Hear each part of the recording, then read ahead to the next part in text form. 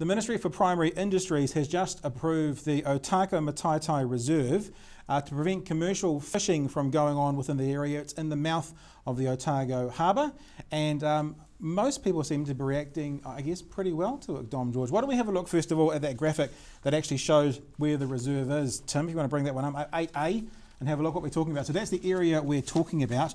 Officially, it is east of Pulling Point to Harwood Point, up to the mouth of the Otago River. So that's what we're talking about. Obviously, it has been set up as a customary fishing reserve, and the local iwi are pretty stoked about it. It would seem that local fishermen are pretty stoked about it, and it would seem that some, at least the ones listed in the stories we've got, commercial fishermen, aren't that too worried about it. So it appears to be a bit of a win-win-win. Well, absolutely, it's a win-win. Why? I mean, these things are great. I like these sort of, eco-sanctuaries, whether they be land or at sea or wherever, because, of course, the upshot, what you get is, you get the life, if you like, sort of thriving. It branches out a bit more, doesn't it? We were talking earlier about the Orokonui Eco-Sanctuary and what's happened there.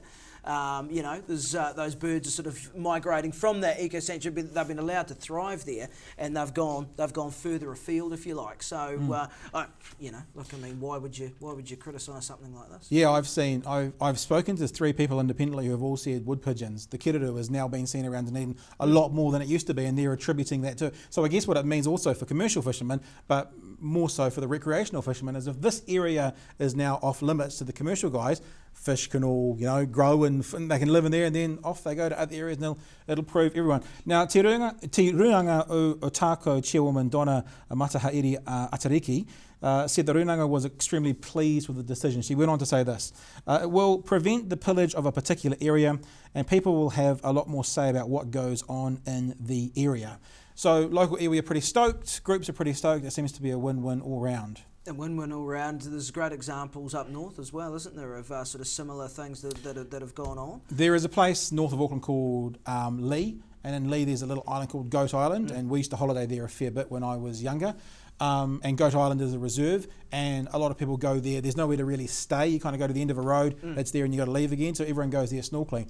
And I've spent a fair bit of time in Fiji during my teenage years. And honestly, when you go to Goat Island, it's a bit different because it's not a harbour. It's a bit more of a cove.